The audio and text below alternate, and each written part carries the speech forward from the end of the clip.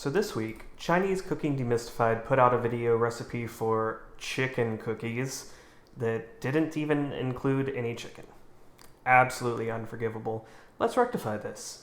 Begin by dry toasting around 2.5 ounces or 65-ish grams of pecans or walnuts over medium heat, just until your kitchen smells like them, and once toasted, set them aside. Then, in the bowl of a stand mixer, combine 4.5 ounces of rendered chicken fat, or shmaltz if you know, with 5.5 ounces of brown sugar or plain sugar with a good glug of molasses added.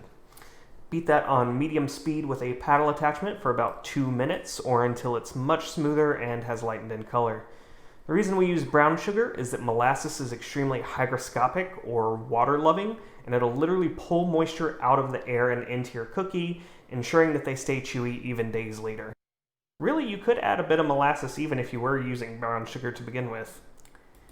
2 minutes of mixing later, we're going to decrease the speed and add in 1 whole egg plus 1 egg yolk, which we've beaten together with just a splash of milk and a little bit of vanilla extract.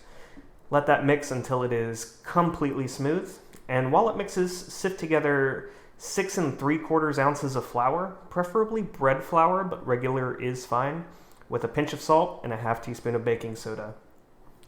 Now we're going to add all those dry ingredients to the mixer in about 3 installments. And yes, I did just stick that measuring cup too far in and send flour flying everywhere.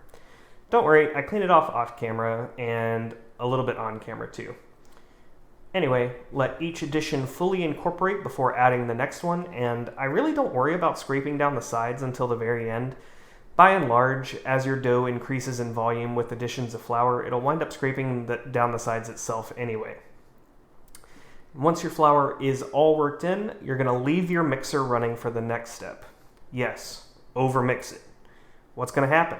You're going to develop some gluten? You're going to wind up with some chewy cookies? Good. Overmixing isn't a bad thing if it's a chewy, toothsome texture you're after, which it is, because chewy is the only valid cookie texture. This is 7 ounces or 2 bars of high-quality dark chocolate in the ballpark 70% cacao range. We're going to chop that into roughly chocolate chunk-sized chunks of chocolate, and if you take nothing else from this entire video, please let it be that you should buy good chocolate in bar form and chop it yourself. The quality difference is stunning, but even if we totally ignore that and pretend that the bagged semi-sweet morsels are just as good, which, let me reiterate, they absolutely are not, you don't just get chunks this way. You also get tiny little shards of chocolate that basically just dissolve into the cookie as it bakes. And it's so good. It's really just such a stark improvement. But enough of that, I guess. You do also need to chop up your toasted pecans/walnuts from earlier. Doesn't really matter how fine or chonky you choose to have them, except that your mixer may be really angry about mixing in large, solid pieces with a paddle. Here, I'm going for pieces about as big as my chocolate bits, give or take, and that gave me no fuss.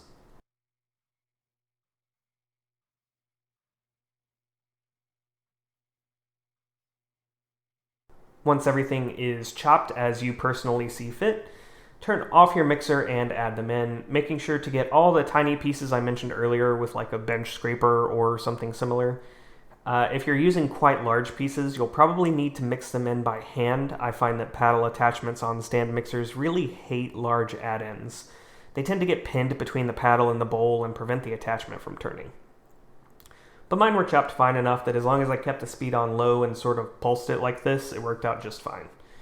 Once these are mixed in, this is crucial, you absolutely have to refrigerate your dough for at least a few hours and preferably overnight. This is partially to allow flavors to mingle, but more importantly, it's about letting the fat re-solidify as it chills.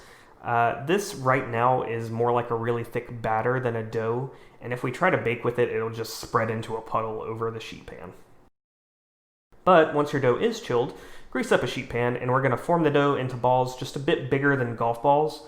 We're going to bake these for 14 to 15 minutes. 375 degrees will yield cookies with crispy edges and bottoms, but a chewy center, while 325 will yield chewy cookies all the way through. If you try to split it even and go with 350 degrees, you actually just explode, so be careful with that. And here they are. baked and cooled on the sheet to ensure a stable bottom. My dough hadn't chilled quite enough, so as you can see they did spread out a good bit, but that worked out just fine. My girl and I were both really excited for the taste test since we both thought this was a bizarre but somehow promising idea, and are they any good? Let's see our immediate reactions. Yeah, they're really good. Are they worth the effort of slowly saving up chicken fat to make? Well, probably not. Just brown some butter and use that instead for this recipe. This is my baseline cookie recipe and it's a damn good one. But if you do have easy access to schmaltz, it's absolutely worth a go. It gives a really interesting complexity of flavor. Now, at this point, I've gotten a fair few recipe requests in, but I am always accepting more. Just leave one down in the comments. To give a sneak preview, I'm really excited for both the breadsticks video and the tortilla video that I've got planned. But as for what's coming up right next, well, Oktoberfest was canceled this year, but